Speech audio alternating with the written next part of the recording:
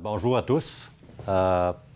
Chères étudiantes, étudiants, je suis ici pour vous. Je suis un peu fébrile de vous parler, parce que je vais aller dans les détails de mon CV, mettons. Il y a des choses là-dedans qui ne sont pas écrites, puis c'est filmé, fait que ça me rend un petit peu nerveux. Mais je vais vous partager des choses qui sont quand même intéressantes pour donner une perspective. Puis aussi, le but pour moi, c'est de vous éveiller pour les choix de carrière qui s'offrent à vous. Et le génie mène à tout. Puis même si on reste ingénieur. Pour certains, les avocats, le droit mène à tout autant qu'on en sorte. Mais dans notre cas, nous, on reste dedans. Fait que Madame la rectrice, Monsieur le doyen, merci beaucoup de me recevoir. Cher professeur, alors j'y vais parce que j'ai du matériel qui, je l'espère, va vous intéresser. Donc, fait 40 ans, 43 ans que j'ai gradué, puis je me disais, je vais être un peu comme un professeur d'histoire parce qu'il y a des histoires que je vais vous raconter. Vous n'étiez même pas nés. Donc, c'est universel. Vous êtes tous mes enfants spirituels et je veux partager avec vous mes expériences puis pour vous aider. Puis il y a des choses qui sont peut-être pas parfaitement d'aujourd'hui, mais vous allez voir que ça se ressemble beaucoup. Donc, j'ai beaucoup d'histoires à vous raconter. Puis c'est de là, je pense, que je vais décrire ce que j'ai appelé... J'ai eu 3 étapes, mais je l'ai divisé en 9 manches, comme au baseball. Fait que je vais y aller avec les 8 premières manches de ma carrière. Et la 9e, bien, c'est l'aventure de l'entrepreneuriat. Là. Je vais vous revenir là-dessus. Alors, j'ai eu une carrière, oui, variée.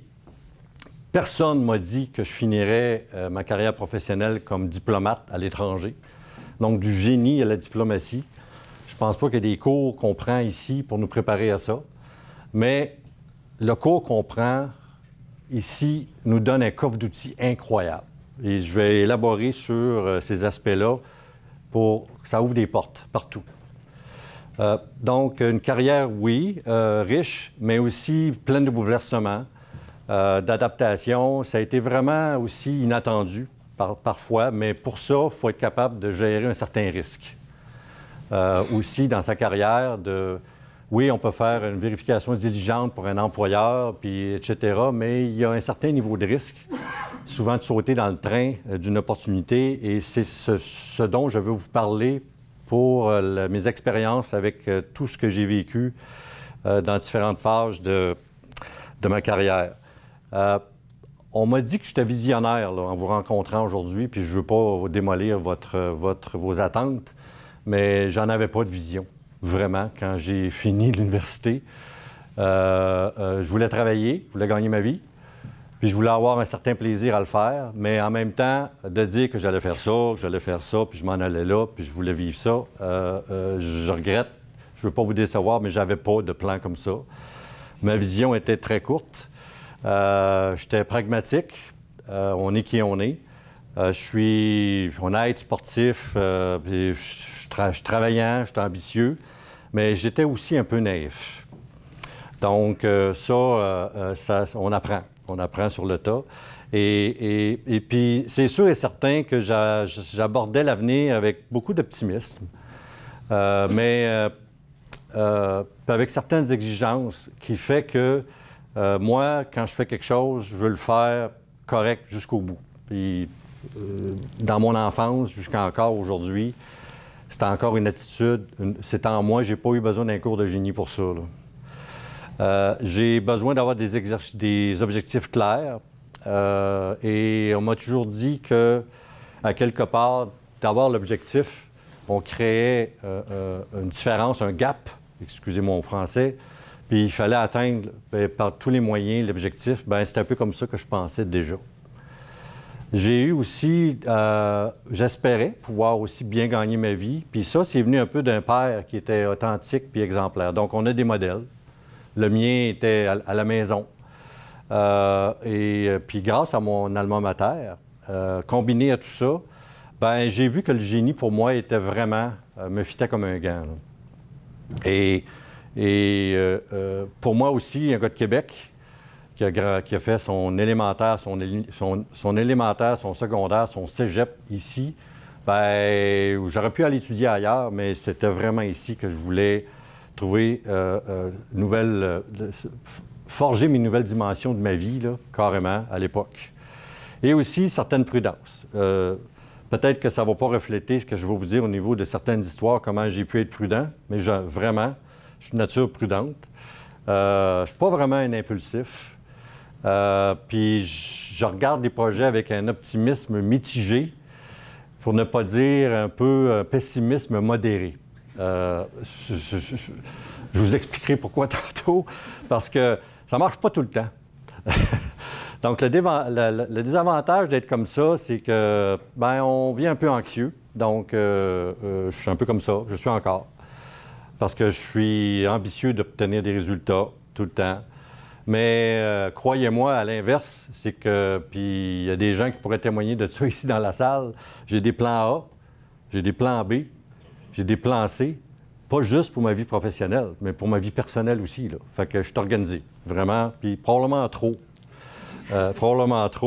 Parce qu'à un moment donné, il faut se laisser aller un peu, surtout à une étape personnelle. Fait que je commence par les pâtes et papiers. Je sors de l'école, je suis un jeune ingénieur. En 82, il y a une crise économique assez importante, mais je veux travailler. Fait que j'ai 2 offres pour travailler, une dans une usine de pâte et papier à Trois-Rivières, puis l'autre chez Labrador City, chez Québec Iron Ore. Fait que j'ai choisi le plus proche. C'était pas dans ma tête de pouvoir mettre ma voiture sur le train pour aller à ma première job, mais il y en a qui l'ont fait. Puis ils en ont fait une très bonne carrière. Mais moi, je voulais pas être trop loin quand même. Donc, j'ai commencé à l'ingénierie.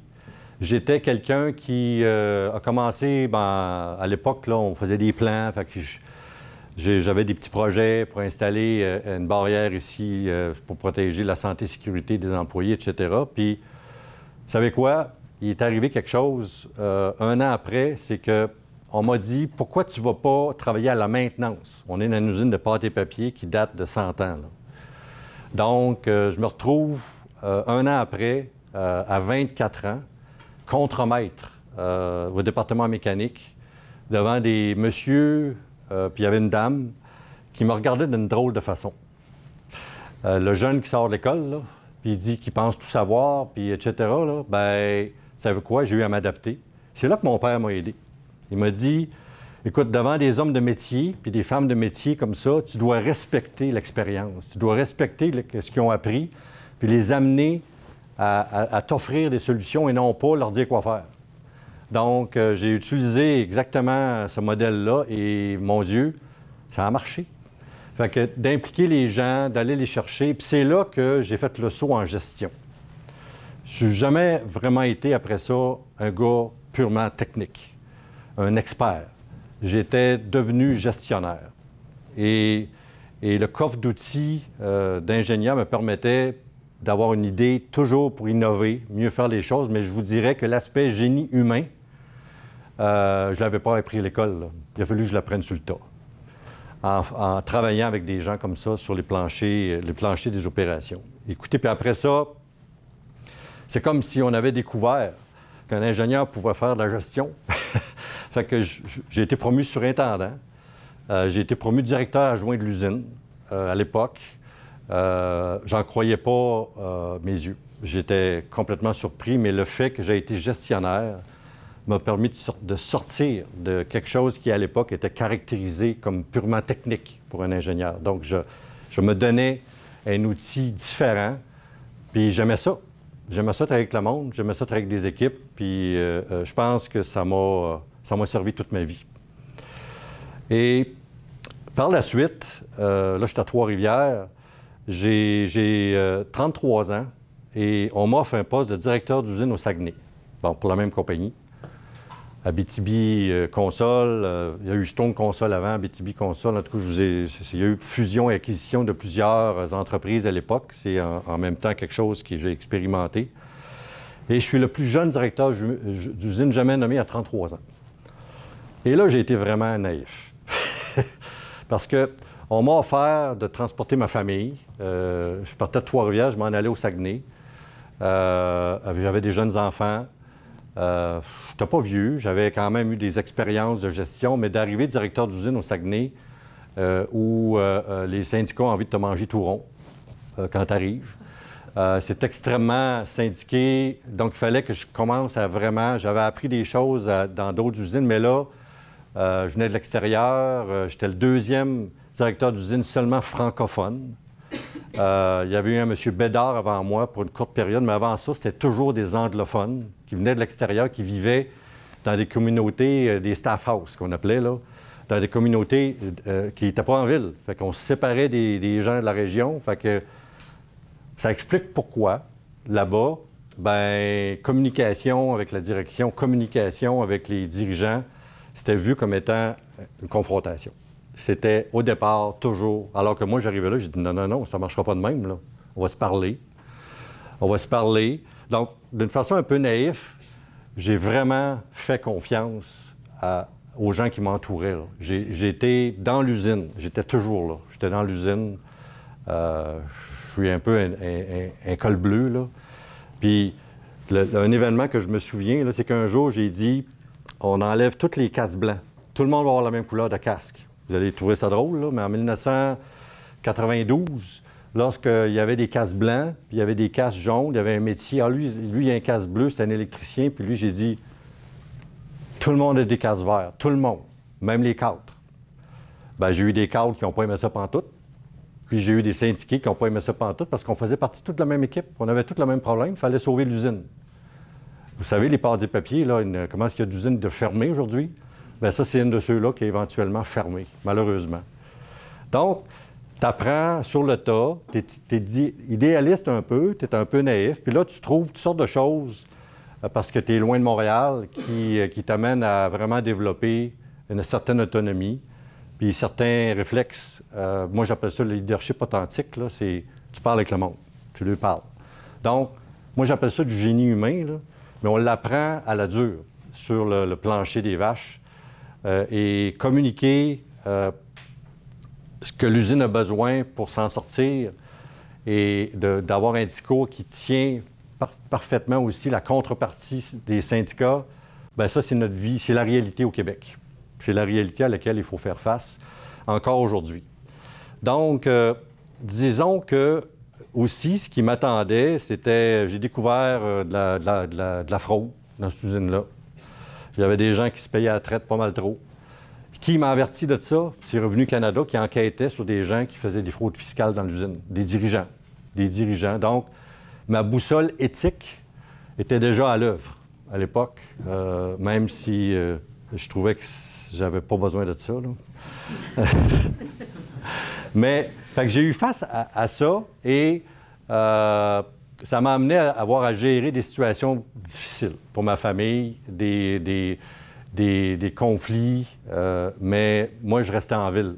J'avais pas pris la maison cachée dans le staff house, là. J'étais parmi tout le monde, donc j'étais pas pareil comme les autres. Donc, ma mère venait de Jonquière, on m'appelait le bleuet de plastique, parce que j'étais pas pur à 100 % Je vous répète, le Saguenay, c'est un royaume. Quand vous traversez la barrière pour aller... Puis y a-t-il des gens qui viennent du Saguenay ici? Il y en a sûrement. OK. Les autres sont gênés. Mais je vous le dis, là, pour l'avoir vécu, il y a une fierté là-bas qui est incroyable. Puis il faut que tu comprennes, puis tu saches combien naviguer dans tout ça. Alors, voilà. Donc, on m'a demandé, après ça, j'étais 5 ans là, d'aller à Montréal pour travailler comme dirigeant au bureau chef pour gérer 6 usines. Donc, je deviens VP Opération. Je n'ai pas 40 ans encore. Et on me réservait une belle surprise lorsque j'étais en train de transférer puis me chercher une maison à Montréal. Le 19 juillet 1996, puis vous n'étiez pas né, là, il arrive le déluge du Saguenay. La petite Maison Blanche, vous vous souvenez de l'image? Écoutez, ça a été quelque chose d'absolument catastrophique. Nous, on a été visés parce que la BTB-Consol avait une digue qui avait lâché. Fait que ceux qui sont dans l'histoire de ça, c'était pas drôle, là. C'était vraiment pas drôle. On était, comme compagnie, accusés de tous les maux. Le ministère de l'Environnement, les barrages d'Abitibi-Presse, etc. On a comme, pendant 2 jours, on l'a échappé solide. Puis c'était, je le réalise maintenant, j'étais aux premières loges du début des changements climatiques, qui avaient déjà commencé bien avant. Là. Personne n'avait vu ça venir. Personne. Et me voilà retourné à l'usine, parce que la compagnie a généreusement demandé que je sois le porte-parole, que je m'occupe des différentes relations avec les autorités, avec les médias, etc. Fait que je suis bien content que vous n'ayez pas vu ça, parce que j'ai aussi fait face à une commission d'enquête sur le déluge Saguenay qui s'appelait la commission Nicolette. Bon, encore là, mais ça ressemble un peu à sa clique, OK? Un show, un spectacle, et t'es là, et on te dit, ben c'est votre compagnie, puis tout ça, puis etc. Là, fait que, been there, done that. Mais je me suis senti un peu lancé dans la fosse au lion. Et ça, encore là, t'apprends. Donc, il n'y a rien qui me préparait à ça. Il n'y a absolument rien qui me préparait à ça, sauf, encore là, des attitudes et aussi la pensée qu'il faut gérer ce que j'appelle différents systèmes. Fait qu'un ingénieur, ça pense à gérer des systèmes. Comment je peux trouver une façon, une solution en faisant ça, puis ça va m'amener là? Bien, la machine a travaillé fort. Mais comment... J'étais un peu introverti. Comment tu fais ça devant un micro qui est sur ton nez comme ça? Bien, t'apprends. T'apprends, puis tu te fais aider. Fait qu'à l'époque, il y avait plein de gens qui m'aidaient. Mais ça a donné quand même un grand coup dans ce que je me disais, est-ce que la vie va me foutre la paix un petit peu, là? Parce qu'avec le déluge puis tout, je trouvais que j'en avais... Mais c'était pas fini. C'était pas fini. C'est sûr que je suis au bureau-chef. Je gère des usines, je fais de l'international, mais j'apprends aussi le côté corpo, là, à gérer aussi la politique des sociétés de grande envergure. Je quitte à un moment donné Abitibi-Consol pour aller travailler chez Donahue. Encore là, vous n'étiez pas né. C'était un fleuron québécois. Mais 1 an après, l'Abitibi que je venais de quitter a acheté Donahue. Fait que là, je me dis, le ciel me tombe sur la tête encore. J'ai dit, ils vont-tu me foutre la paix, Seigneur? Fait qu'ils m'aiment tant que ça. Fait que je riais pas beaucoup. Je peux vous dire une chose, maintenant, ben c'est passé. Mais là, c'était intenable pour moi de revenir dans la compagnie que j'avais quittée pour aller chez un compétiteur. Donc, je quitte l'industrie. Et ma foi, ça a été bénéfique pour moi. Mais ça m'a inquiété. J'avais passé près de 19 ans dans les pâtes et papiers. Je savais que c'était en déclin. Je savais que ça allait remplacer tout, là. On voyait déjà l'imprimerie descendre, les éditions des journaux descendre. Et aujourd'hui, presque nul. Donc, je suis sorti pour aller dans un autre domaine. Et ce qui prouve encore, puis pensez à ceci, c'est d'exporter ses capacités de gestion. C'est probablement plus facile que d'exporter une expertise technique. Parce que si tu es un expert technique très pur dans quelque chose, tu vas probablement avoir à travailler dans une autre compagnie dans ce domaine-là pour vraiment vendre. Alors qu'en gestion, tu peux exporter tes capacités d'être un leader, d'être un agent de changement, de mettre des systèmes en place pour opérer le plus efficacement possible, etc. Donc, ce côté-là, gestion, je pense, m'ouvrait des portes dans d'autres secteurs. Donc, me voilà chez PDG, chez Sucre-Lantique. J'aurais jamais pensé travailler dans le sucre de ma vie, mais c'est sweet business, croyez-moi. Je passe de la pâte à papier à l'agroalimentaire. On a des raffineries de sucre à Vancouver, on a une à Montréal, on a une à Saint-Jean aussi, au Nouveau-Brunswick. Et j'apprends le marketing des produits en tablette. J'apprends, mais je suis un opérateur. Donc, je suis un opérateur et je cherche bien sûr à me retrouver parce que c'était un peu insécure pour moi de prendre cette décision-là, de sortir du domaine que je connaissais bien pour aller, mais croyez-moi, d'avoir fait ce saut-là a été pour moi une chance incroyable. Je travaillais avec des maîtres en finance, qui est le groupe Onex à Toronto.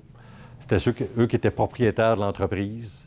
Donc, j'ai appris à gérer avec un conseil d'administration. Donc, c'était une autre étape d'apprentissage pour moi, un peu le politique de ça, avec des grands Manitou de finance qui arrivent avec des questions du champ gauche puis du champ droit, là. Et ça a développé une culture bancaire, financière chez moi, puis qui m'a été utile plus tard. Mais il n'y a personne qui m'avait préparé à ça encore. Mais j'avais sauté dans le train parce qu'il passait à l'époque, puis je voyais ça comme une belle opportunité d'apprendre. La compagnie, elle a été vendue à l'époque, donc sur Atlantique, et puis hors d'une fiducie de revenus. Je pense que je ne veux pas tomber dans les détails, mais c'était un modèle financier qui était... Donc, on a fait des roadshows pour vendre tout ça à des nouveaux investisseurs, etc. Et moi, à la fin de tout ça, j'ai quitté. Et j'ai été recruté chez Bombardier. Bon, vous allez me dire, wow, l'alimentaire, le sucre, les pâtes. Mais encore là, ce qu'on m'a demandé chez Bombardier, c'était de gérer une transition. Donc, j'ai quand même j'ai carburé un rêve. J'ai toujours aimé l'aviation. En 1982, Canadair mettait à pied tout le monde. Donc, j'ai essayé, mais il n'y avait pas de besoin. Donc, j'ai été dans les pâtes et papiers. Et me voici qu'après toutes ces étapes-là, à travers avoir été sur le sucre, bien, je deviens président de la division d'affaires des avions d'affaires chez Bombardier. Bon, on est un groupe de gestion de 20 personnes, avec M. Laurent Baudouin en personne, qui est autour, très impressionnant.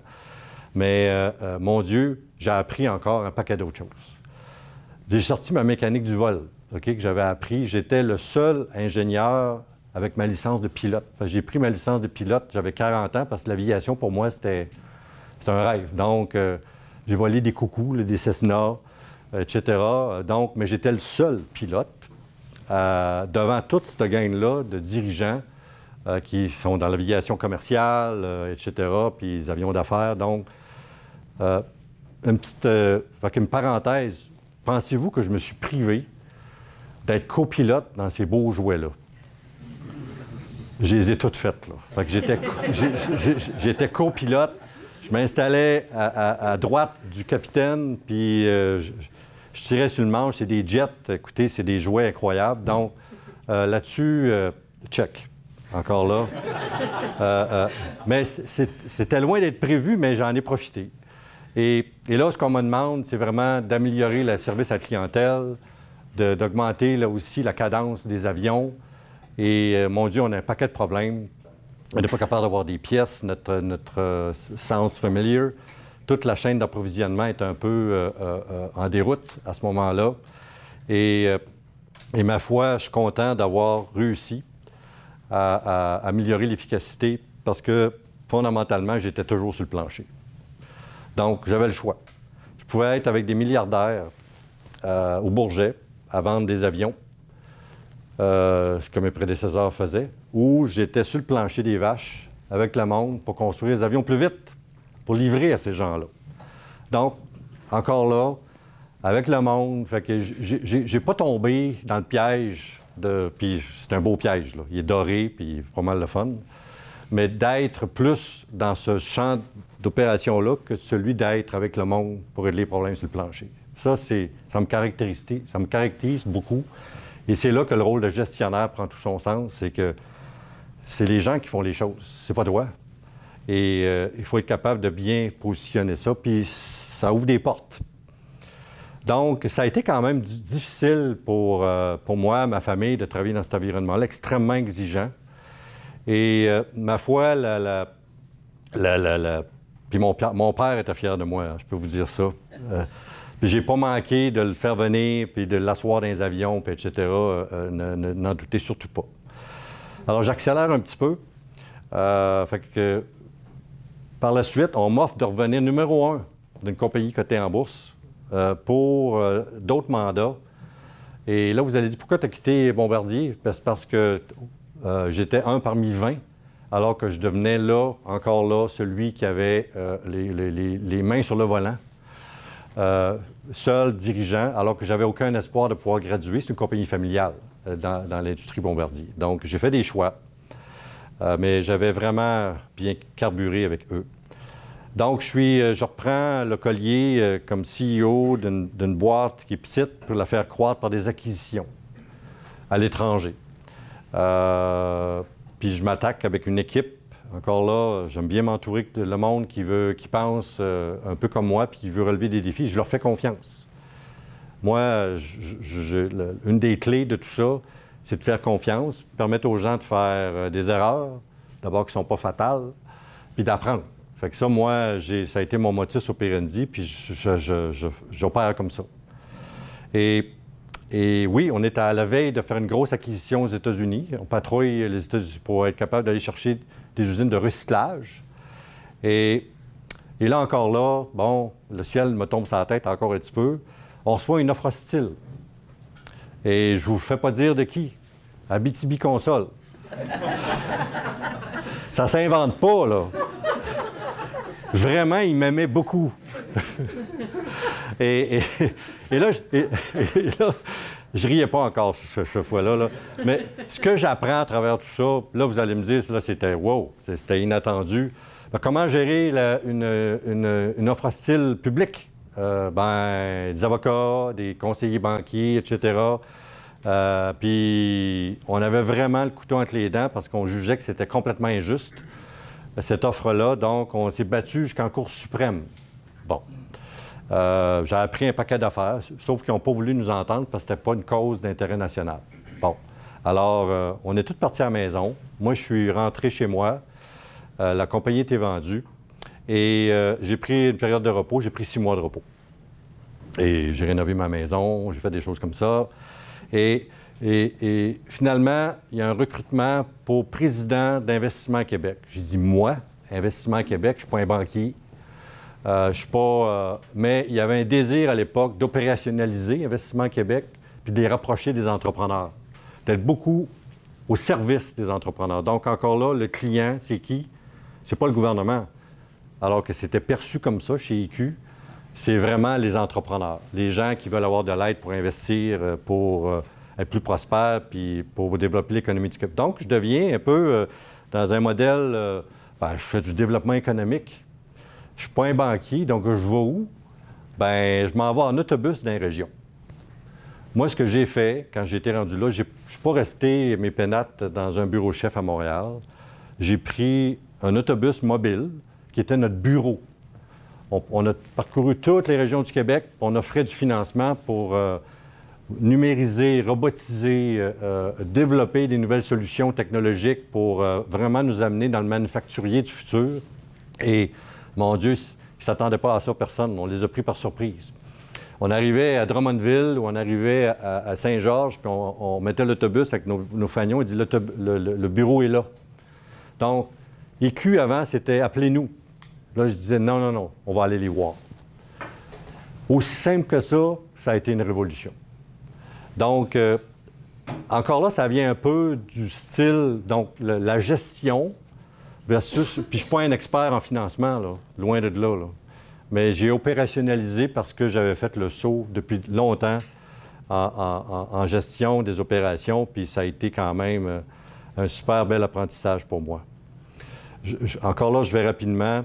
Il y a des choses que je ne peux pas vous dire.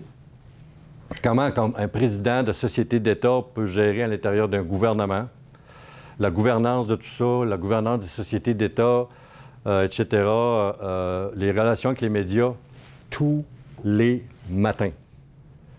La revue de presse pour préparer est-ce que mon ministre va se faire ramasser à l'Assemblée nationale parce que j'ai fait ça, etc. Donc, tu apprends sur le tas, tu t'entoures très, très bien parce que c'est quelque chose qui est un comportement qui n'est pas inné puis qu'on n'apprend pas à l'école non plus. Et d'une façon surprenante, lors d'une élection, parce que les élections, encore là, ce qui vient avec, c'est souvent des changements au niveau des sociétés d'État. Ça fait partie de la game. Bien, on m'offre d'aller terminer ma carrière à Londres comme délégué général. Et là, mon Dieu, j'ai eu un plaisir fou. de travailler à vendre le Québec à l'étranger. Le Québec à l'étranger se vend très bien, donc encore là, une genre de fierté d'avoir pu être mis à contribution par M. Legault à l'époque, qui m'avait nommé là, et de me familiariser avec la diplomatie d'influence puis la culture anglaise. Et quelle autre chose qui m'est tombée sur la tête? Bien, la COVID. La COVID, la COVID nous est tombée sur la tête 6 mois après qu'on est arrivé là, moi et Geneviève. Et là, mon Dieu, on a été... Ça a rendu la business beaucoup plus facile. D'avoir un député anglais ou un sous-ministre anglais en économie pour un rendez-vous, on n'avait pas besoin de mettre les cufflinks, le petit sac en cuir, puis d'avoir 6 mois à attendre. On faisait des Teams, on faisait des Zooms. On était tous habillés beaux en haut, puis on ne le sait pas en bas. Mais on rencontrait des sous-ministres beaucoup plus facilement. Alors, ça a été bon pour la business. Puis là-bas, j'ai des projets que j'ai faits pour attirer des investissements ici au Québec, dont je suis très fier. Alors, sans aller beaucoup trop plus loin, comme je vous dis, les expériences que j'ai vécues, il n'y a personne qui m'avait dit que je pourrais me rendre jusque-là. Donc, j'ai été ouvert. J'ai sauté des fois naïvement. Aller au Saguenay, pour moi, là, ça a été quelque chose, je me suis dit, pas sûr que je recommencerais ça, parce que ça a été difficile pour moi et ma famille. Mais j'ai appris un paquet d'affaires, ce qui m'a encore amené à pouvoir utiliser toute cette expérience-là dans d'autres domaines. Fait que le génie, en particulier le type de formation qu'on reçoit ici, c'est technique et scientifique. Mais ça permet de comprendre les problèmes. Et ça, on est dangereux quand on comprend un problème. Parce que ça nous permet de comprendre les impacts sur les coûts, sur les finances, puis de toujours chercher en mode solution comment on règle ce problème-là. Puis le réflexe qu'on a quand on a le coffre d'outils qu'on a ici, c'est d'innover, faire les choses différemment, faire des changements, mettre les choses beaucoup plus efficaces. C'est ça, en fait, les réflexes qu'on développe. Et dans tous les domaines, ils sont applicables. Donc, on est dangereux autour de la table pour faire face, poser des questions difficiles dans tous les domaines. Je vous le dis, moi, ça m'a aidé, parce que j'ai été puisé dans mes compétences techniques, dans toutes sortes de choses qui m'ont permis de vraiment faire avancer les choses. Et j'ai eu ma part de chance, de malchance. J'ai eu des aventures un peu qui je n'ai jamais vu venir, parce que ça venait du champ gauche. J'ai été souvent en possession de mes moyens, j'avais confiance en moi, mais j'ai été vulnérable aussi. Je me suis rendu vulnérable. Et ça, dans la vie, sortir de sa zone de confort, bien, ça prend un peu de gestion de risque, mais je vous encourage à le faire parce que c'est là qu'on apprend le plus. Puis c'est ça qui, pour moi, était le plus... Puis d'être... Je vous dis, j'ai vu des gens qui n'étaient pas ingénieurs, mais qui étaient ingénieux aussi dans ma vie, là. Fait qu'il faut respecter aussi. Puis il ne faut pas non plus projeter qu'on connaît toutes les réponses, surtout quand on sort de l'école. Beaucoup d'humilité, parce que devant des hommes de métier, puis ça, moi, je me suis fait replacer assez vite, que je ne connaissais pas grand-chose. Puis ça, bien, c'est un peu naïf, un petit peu niaiseux de ma part au début, mais t'apprends. Fait que ça, l'humilité là-dedans, au départ, est très importante. Le temps file, puis je vais vous parler de la dernière phase de ma carrière qui, après avoir passé à travers tous les processus requis de gestion d'éthique comme officier du gouvernement, il y a 1 an que je ne pouvais pas rien faire, je me suis assis sur mes mains, mais je réfléchissais beaucoup. Ça vient un peu avec le travail dans le public. On ne doit pas travailler pour des employeurs, etc., etc. Donc, après que j'ai sorti du banc des pénalités, bien, je me suis mis à chercher qu'est-ce que je voulais faire et il est venu une opportunité qui, aujourd'hui, m'amène à dire que je suis devenu un entrepreneur. Bon, vous allez dire c'est un peu fou, 66 ans, de devenir entrepreneur, mais pas pantoute. J'ai des outils, un réseau. J'ai acquis de l'expérience à prendre certains risques, à gérer des finances, à gérer des modèles financiers. Et ça me permet de comprendre aussi une technologie nouvelle pour moi, c'est tout ce qui est de l'énergie solaire. Je travaille avec une compagnie en démarrage, un start-up, pour investir dans une usine de fabrication de panneaux solaires, mais pas une petite usine comme il en existe déjà, une giga-usine, vraiment, pour donner baisser les coûts fixes au maximum et être capable de compétitionner sur des marchés comme avec les Chinois. Et sans aucune composante chinoise. Et pour le marché nord-américain, donc vendre aux États-Unis, mais aussi développer l'énergie solaire au Québec et au Canada. Quand je vois des toits maintenant, moi, je vois des panneaux solaires. Puis souvent, il n'y en a pas. Bien, il n'y en a pas pantoute. On est en arrière de la courbe pour développer ce type d'énergie-là et ça me passionne beaucoup. Pour être entrepreneur, ça prend des convictions. Et cette conviction-là, bien, ça peut paraître ésotérique, c'est de faire un peu partie de la solution des changements climatiques. Parce que notre planète souffre beaucoup de ce que mes générations à moi ont fait, puis de ce que vous allez faire avec aussi dans le futur. Et pour moi, l'énergie renouvelable est une des solutions. Je le fais pour un certain leg, là, puis j'espère que ça va fonctionner, mais un start-up, vous le savez, on gère les hauts et les bas. C'est un peu comme un roller coaster dans un manège, là. Mais je le fais aussi pour mes 4 petits-enfants. Je me dis qu'à quelque part, si on laisse ça comme ça, puis on fait rien, bien, le pire est peut-être à venir. Donc, ça me motive beaucoup à faire avancer ce dossier-là. Et aujourd'hui, bien, c'est pas facile d'être entrepreneur, je vous le dis, là. Et c'était ma 9e manche de mon match de baseball. Puis, pourquoi pas, vous, entrepreneur, à votre première, 2e manche, plus tôt? Parce que maintenant, les gens sortent de l'école avec des idées et se lancent en affaires. Je vous le dis, j'en vois de beaucoup. J'étais impliqué avec Québec Tech, qui est la filière, les réseaux d'incubateurs d'entreprises du Québec. Et j'en vois beaucoup, là, de votre âge, qui se lancent en affaires en sortant de l'école ou 1 an ou 2 ans après. Donc, attendez pas la 9e manche comme moi, là. Vous pouvez ça faire plus tôt. Puis c'est vraiment valorisant d'être impliqué, de se lancer un petit peu dans le vide, à démarrer une entreprise aujourd'hui. Mais si c'était facile, cette usine-là serait déjà construite, là. Alors, on ne s'est pas donné quelque chose de facile. Et c'est ça qui me stimule encore aujourd'hui. J'espère que j'ai pu vous donner un peu le sentiment que le génie ouvre les portes à peu près à tout. J'en suis un peu la preuve vivante. Et j'ai jamais pris le cours de diplomatie, c'était pas dans le programme. Et tout ça, pour moi, j'appelle ça du génie humain, là. Tout ce qui est accessoire aux techniques, bien, c'est le monde. C'est les gens. C'est aller chercher des gens le plus qu'ils peuvent te donner avec beaucoup d'humilité. Et je pense que ça m'a servi toute ma vie. Voilà. Question?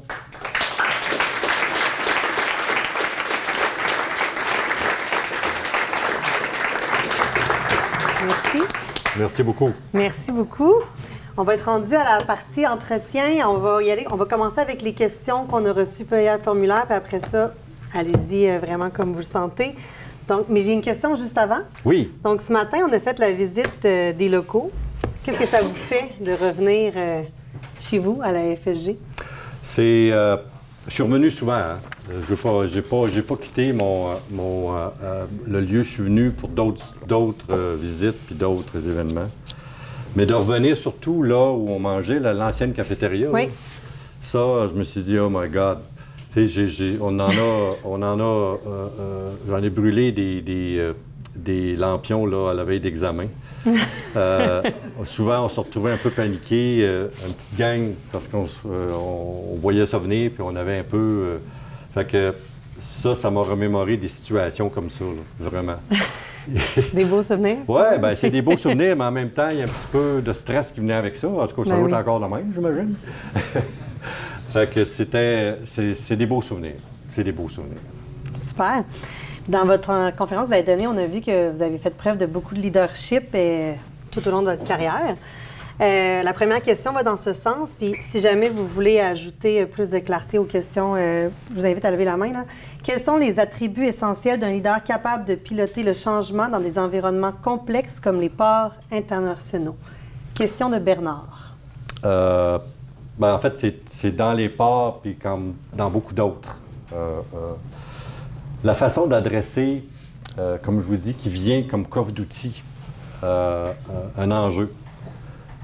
Puis les ports internationaux, les aéroports internationaux, toutes les infrastructures, je dirais, critiques, maintenant font face à une situation vraiment, vraiment importante.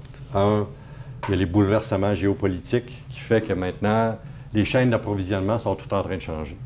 C'est clairement en train de se faire. Avant, si on avait des bateaux qui venaient de Chine pleins de produits, bien là, ça va venir de beaucoup plus de différentes destinations, c'est clair. La chaîne d'approvisionnement va changer. Donc, tout ce qui est d'aéroport, port devient critique. C'est une gestion de changement. Donc, pour gérer des changements, comme dans des situations comme celle-là, comme dans d'autres, il faut quand même aller assez rapidement. Donc, moi, je suis pour la consultation. Je suis pour la consultation, mais je ne suis pas pour des comités. Je m'explique. Une consultation, ça peut avoir un début et avoir une fin. Un comité, on dirait que ça commence puis ça finit jamais. Donc, moi, je vous conseille, quand vous avez à adresser des situations comme ça, puis en particulier pour des infrastructures critiques comme ça, c'est bon, oui, d'aller chercher de l'information, de consulter, mais après que vous avez fait ça, faites des groupes de travail. Moi, j'ai éliminé le mot comité de mon langage. Je l'ai éliminé. J'ai enlevé ça. J'ai dit fini parce que ça ne donne rien, ça n'aboutit pas. Fait que là, vous dites, je forme un groupe de travail. Donc, travail en gang. Fait qu'il faut que ça avance, puis mettez des objectifs, oui, d'objectifs, c'est quoi vous cherchez à faire, mais mettez-le dans le temps. C'est important de le mettre dans le temps, sinon, on n'y arrive pas. Le fait de mettre puis je sais que des fois, ça peut induire une certaine pression.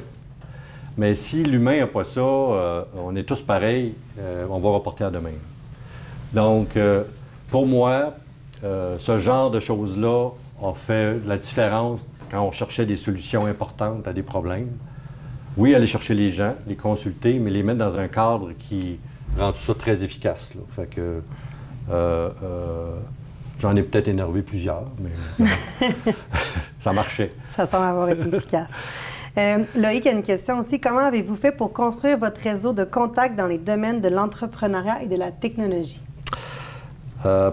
L'entrepreneuriat, c'est venu beaucoup quand j'étais chez Investissement Québec. C'est un côté qui n'était pas très développé chez moi. Oui, en région, on aidait souvent des nouvelles entreprises. On aidait des PME à être des fournisseurs chez nous, des choses comme ça, mais de le faire d'une façon aussi systématique, de faire du repreneuriat, de l'entrepreneuriat, d'inciter les gens à se lancer en affaires aussi. Mm-hmm. Tout ça est venu beaucoup de l'expérience que j'ai vécue chez IQ et j'ai adoré ça. J'ai adoré ça. Comme je disais tantôt, on s'est organisé pour faire des tournées du Québec. On allait voir les gens. On n'entendait pas les appels. Et je me suis impliqué aussi encore plus récemment dans des réseaux d'incubateurs. Donc, plus récemment, ça s'appelle Québec Tech. Donc, depuis 6 ans, je suis un peu un exécutif en résidence. Québec Tech regroupe maintenant dont le camp ici à Québec et d'autres, dans un lieu commun où maintenant on travaille tous ensemble à un seul objectif. Donc, ça évite un peu la fragmentation des différents incubateurs. Il y en avait beaucoup. Dans un lieu à Montréal, mais qui offre des locaux pour des gens de la province pour venir s'installer aussi, pour développer leur business, avec tout l'écosystème de financement autour d'eux, tout l'écosystème aussi des différents supports, donc les grandes firmes de comptables qui sont prêts à donner carrément, à commanditer toutes ces ressources-là pour propulser les gens pour se lancer en affaires. Donc, si vous avez des idées, passez par votre incubateur local, puis il y en a dans les universités, il y en a un peu partout, là. C'est structuré maintenant, c'est très bien organisé. Et puis, ultimement, tout ça, c'est dans le but de propulser les gens à exporter à l'étranger leurs idées. Et vous savez, au Québec, on est une des provinces où il y a le moins d'entreprises qui réussissent à l'étranger, surprenamment. Là. On a des gros succès, mais il faut accélérer le temps. Fait que ça, pour moi, chez Investissement Québec, c'était inespéré. Là. Cette expérience-là m'a beaucoup inspiré. J'ai été chanceux, là. Vraiment. Vraiment. Les prochaines questions vont démontrer de la transition, de l'intérêt de la transition énergétique à la faculté. Donc, on commence avec Louis du département de génie électrique et d'informatique. Je vais lire la question. Quel conseil donneriez-vous pour débuter dans le milieu énergétique? Est-ce que Louis est ici?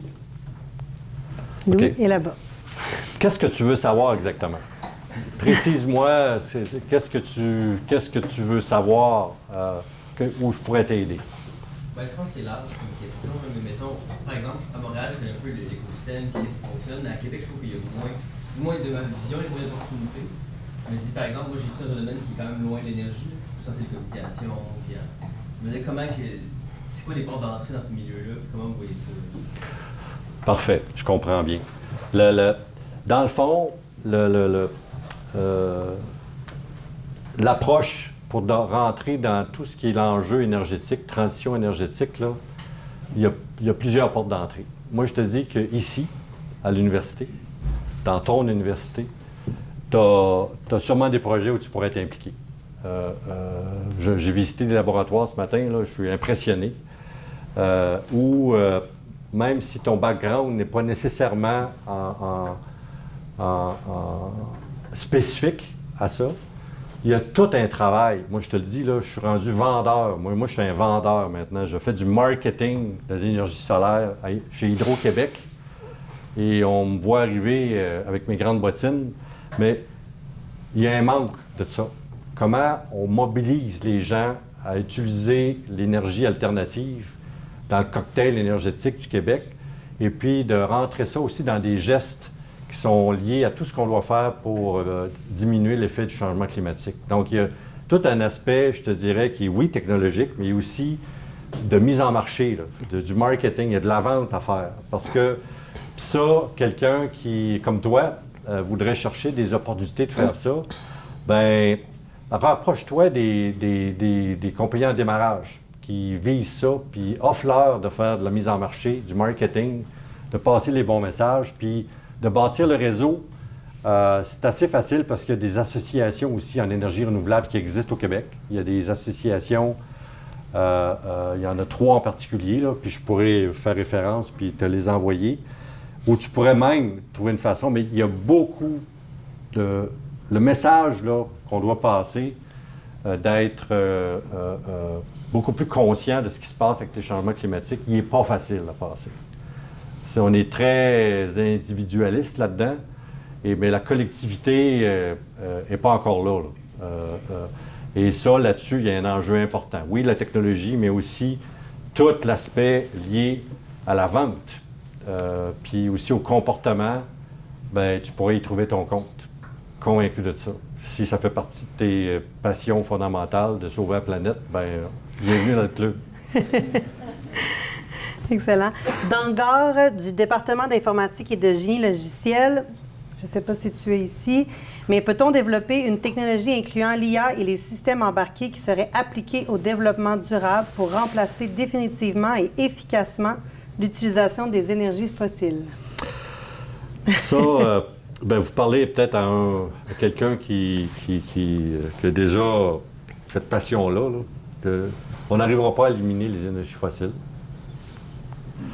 Mais il faut être capable de canaliser cette utilisation-là dans le contexte d'une technologie pour décarboner l'utilisation du fossile. Il y a déjà des technologies qui sont avancées, mais on n'est pas encore là. Il y a aussi le fait que quand tu es en gestion de changement, c'est carrément ça qui nous arrive, là.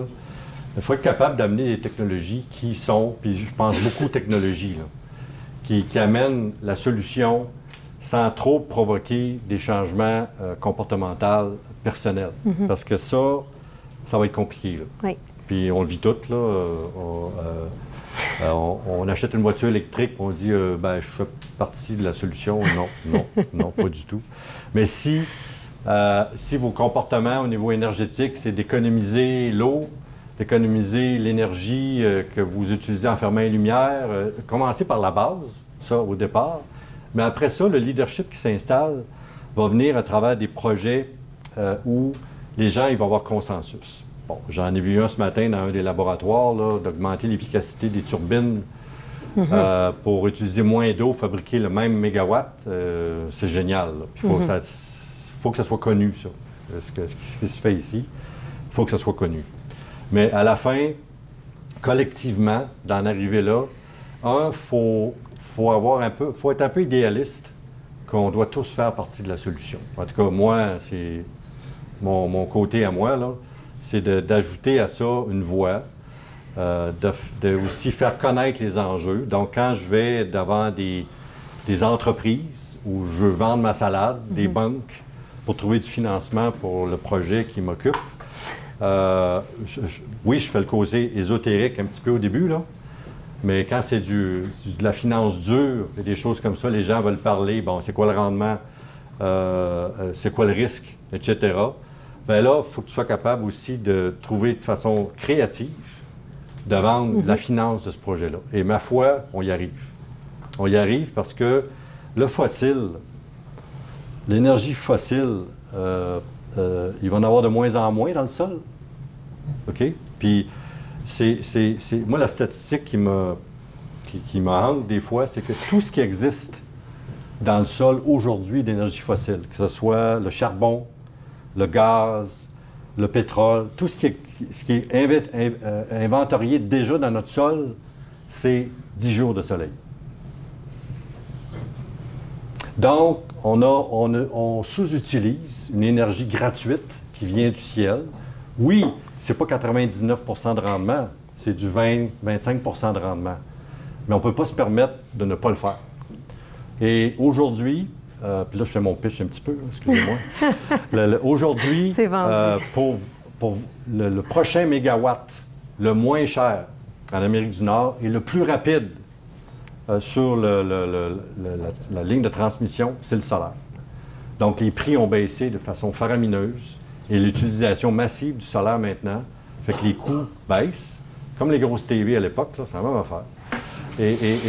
Et ça nous rend, ça fait partie de la solution. Puis, le fait de le conjuguer avec notre... on est chanceux, nous, on a l'hydroélectricité, on a des réservoirs. Ça, c'est notre batterie, ça.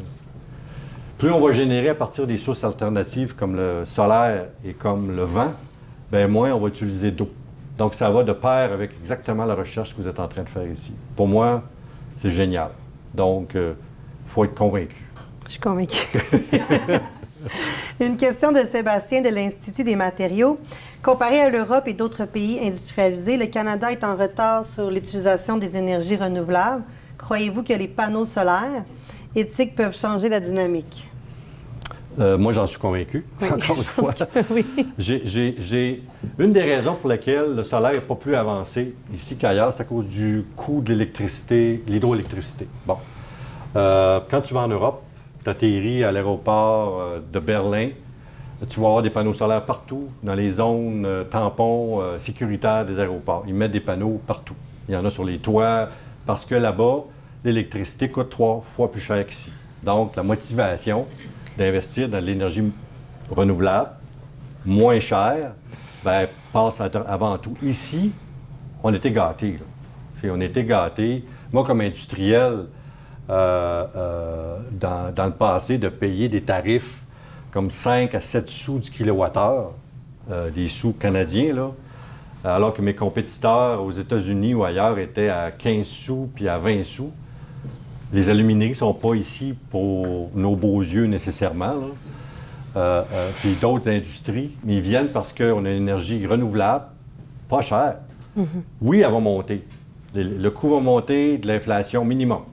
Mais par rapport aux États-Unis, on est encore là dans un facteur 3 ou 4, où c'est le plus économique.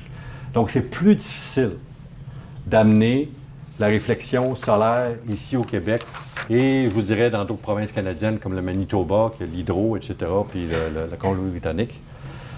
Mais cette équation-là tient la route quand tu fais un mix. Quand tu fais pas juste un par rapport à l'autre, mais c'est parce que si tu n'utilises pas les trois, tu ne peux pas optimiser toutes tes ressources. Donc, oui, l'hydro, bien, ça prend de l'eau. Puis aujourd'hui, je pense que d'avoir quelque chose qui pourrait permettre de re-remplir nos réservoirs, bien, avec l'énergie installée, il y aurait des solutions. L'autre chose, c'est la proximité. L'hydroélectricité, c'est à 3000 km, 2000 km de chez nous, alors que la proximité de produire de l'énergie pas chère, ben, dans un aéroport ou dans un port à Montréal, et les fils passent juste là. Ben, ça permet d'avoir aussi des solutions régionales et locales pour alimenter des secteurs qui sont moins favorisés actuellement au niveau de la distribution électrique. Donc, tout ça amène, oui, c'est un peu plus complexe qu'un gros fil, un fil gros de même qui s'en vient de la baie James, là. On s'entend, là.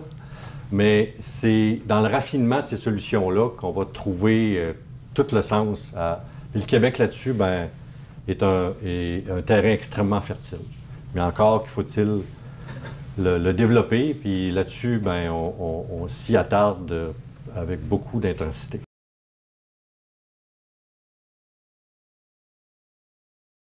Bien, j'ai toujours resté je pense qu'on ne peut pas enlever ce côté-là de soi. Là. Si on est ici, c'est parce qu'on croit beaucoup à l'innovation technologique, à comprendre ce qui se passe, etc. J'ai toujours été un geek en technologie. Écoute, pour ceux qui me connaissent, là, je lis beaucoup. J'ai appris des procédés de fabrication que je ne connaissais pas en tout, là, mais le fait que j'avais le coffre d'outils, bien, j'ai pu comprendre et j'ai pu m'adapter. Puis le meilleur exemple de ça, puis je suis fier de le dire, là, quand j'étais à la délégation à Londres, on a eu la COP 23, OK, qui était, bon, puis j'étais en charge de ça avec, bon, les visites des ministres et ces affaires-là, là, ça, c'est pas...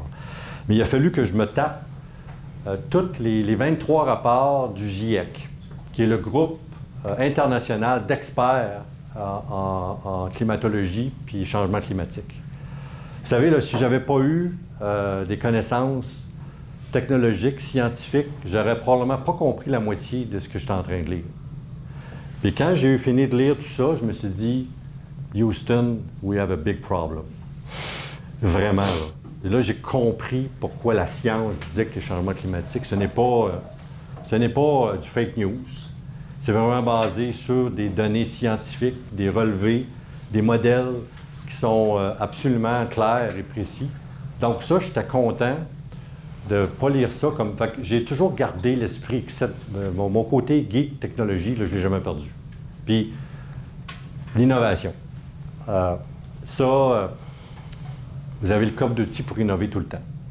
Que ce soit dans des rôles de gestion, des rôles techniques, c'est penser différemment, penser comment je peux l'améliorer, comment je peux faire mieux.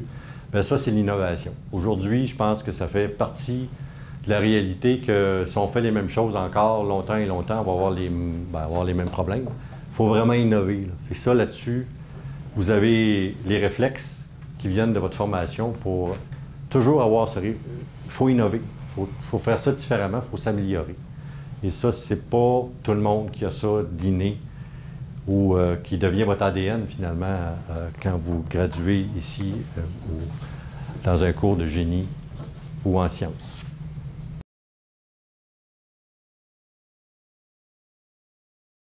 Absolument. Les questions difficiles, là, je pense qu'autour d'une table, que ce soit un groupe de travail ou pas un comité, là, un groupe de travail, ça fait toute la différence parce que tu vas lier le processus, le procédé, la technique à quelque chose qui devient financier. Et mon Dieu, puis là, j'ai rien contre les comptables, j'espère qu'il n'y en a pas dans la salle. Mais de donner un sens à tout ça réel, pas juste à des chiffres, mais dire ça, c'est le coût de la vapeur sur cette machine-là qui est beaucoup trop élevé, qui fait qu'on n'a pas réussi à aller chercher les marges qu'on avait ce mois-ci. Puis voici ce que je peux faire pour diminuer la consommation de vapeur. Il y a un aspect qui vient dans la solution, puis ça, c'est extrêmement valorisé, je te dirais, d'avoir ce côté-là. Puis encore plus aujourd'hui, tout est technologique aujourd'hui, tout est numérique. Donc d'avoir cette connaissance-là pointue, puis de l'appliquer en termes de gestion ou dans d'autres domaines, bien, moi, je pense que c'est un avantage incroyable.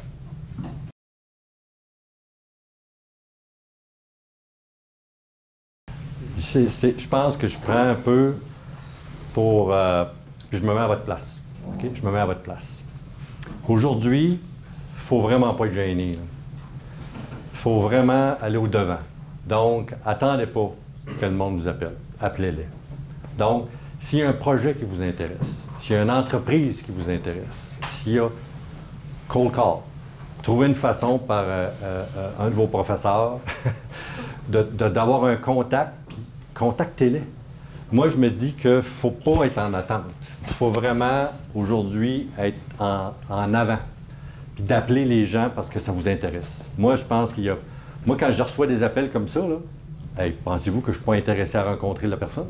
Parce que, wow, elle dit, j'aimerais ça vous parler parce que je cherche à savoir un peu comment je fais ça, puis je vois que vous travaillez dans une technologie qui peut m'intéresser. Bien, viens-t'en, mon ami, on va aller prendre un café. Là.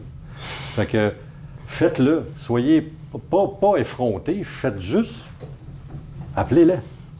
Je ne peux pas le dire autrement. Faites-vous un shortlist, peut-être, je ne sais pas, de 4-5 appels qui seraient pour toi quelque chose qui pourrait t'inspirer pour t'aider à choisir où tu aimerais aller, bien, appelle-les. Si tu dis, j'aimerais ça travailler chez Bombardier, je ne sais pas pourquoi, là. Parce que moi, je ne savais pas que j'allais travailler là. Mais si tu as ça dans tes aspirations, ben prends LinkedIn, tu m'appelles, je peux te mettre en contact avec du monde. Puis tu vas parler à des gens, là. Parce que toi, attends pas qu'il y ait un processus de sélection. Moi, j'ai fait ça, là. J'ai appelé du monde. Je me dis, hey, ça m'intéresse, ton affaire. Fait que, puis j'étais un gars timide, là. Fait qu'il fallait que je pile sur ben des pitons dans ma tête, là. Mais j'ai fait ça. Fait que tu deviens comme ton propre vendeur. Et ma foi, dans des secteurs qui t'intéressent vraiment. Donc, la personne à l'autre bout, là, de te dire non, je ne veux pas te rencontrer, c'est presque impossible. En tout cas, moi, je te conseille ça.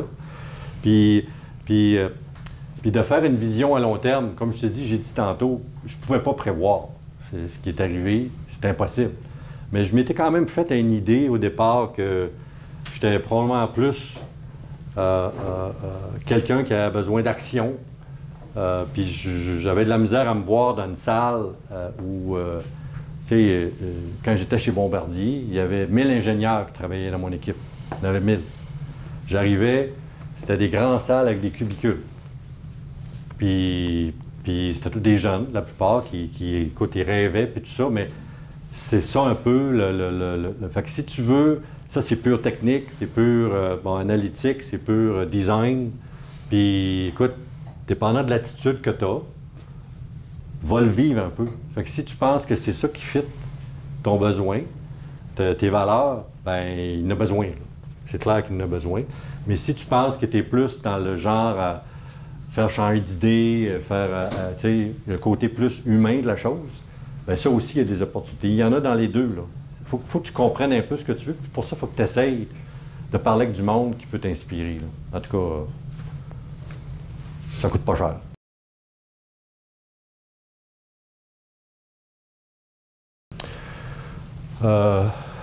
J'arrête pas de bouger. Je suis actif. Je vous dirais qu'au début de ma carrière, j'ai hypothéqué un peu sur mes heures. Okay?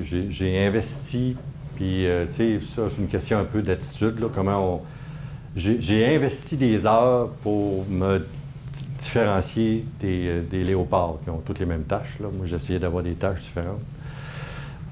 Fait que ça, au début de la carrière, il faut que tu t'investisses. Donc, tu mets peut-être plus d'heures que tu en aurais peut-être mis autrement, même si tu n'es pas payé tout le temps, là.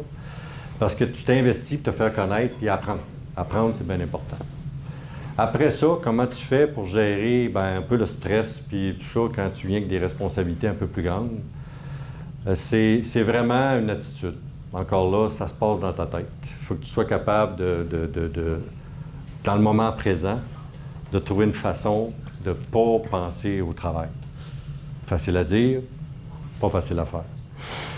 Mais c'est une question, ça se travaille, c'est comme s'entraîner.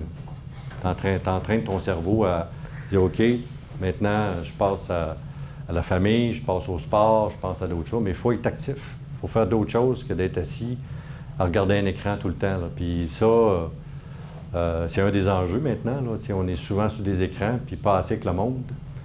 Bien, des amis, très important. Ça, je pense que en ami, de trouver une façon de se ressourcer. Puis le sport, bien, c'est une solution qu'on peut faire tout seul aussi, là. Fait que j'essaie de tout faire ça, là. Il n'y a pas de recette magique.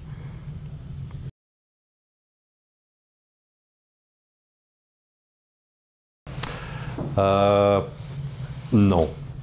J'ai vraiment appris sur... J'ai eu des gens exceptionnels autour de moi qui m'ont coaché. Donc, des gens plus âgés que moi, là, qui m'ont pris sur leurs ailes, donc des mentors. J'ai eu ça. C'est très utile.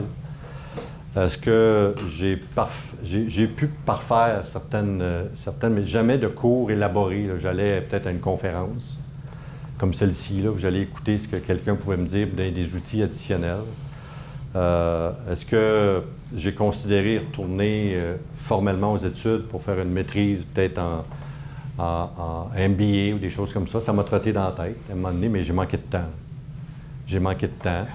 Donc, ça, plus tôt c'est fait, mieux c'est. Si vous avez l'idée de poursuivre, il y a le MBA exécutif, mais ça vaut ce que ça vaut un petit peu. Là.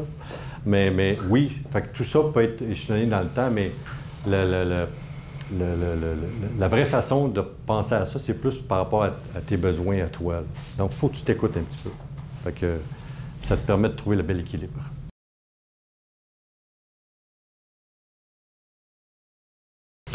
Moi, j'y crois beaucoup, manufacturier. Là. Manufacturier, pour moi, c'est le moteur de l'économie en région. Vraiment, là. Et ça, j'y crois beaucoup. Est-ce que de ramener des opérations qui se font ailleurs à meilleur coût parce que les gens ne sont pas payés cher, moi, j'y crois beaucoup à ça. Parce qu'il y a moyen de diminuer les coûts pour compétitionner ce grave aspect des coûts où les gens sont payés $1 de l'heure. Fait que ça, moi, ça me hante un peu. Donc, c'est pour ça qu'il faut automatiser, numériser, avoir la dernière technologie en place pour que ça coûte le moins cher possible, tout en faisant travailler des gens chez nous. Là. Fait que ça, pour moi, c'est une croix. Mais oui, je crois beaucoup au manufacturier. Et de le laisser aller comme très loin de nous, bien, ça entraîne d'autres coûts. Donc, pensez à tout ce qui vient de la Chine. Et je vais arrêter là-dessus. Comment la traçabilité carbone de ces produits-là. Je veux juste vous laisser là-dessus, alors que chez nous, on peut faire ça au Saguenay. Et ça va venir chez nous, on espère, en camion électrique. Merci beaucoup.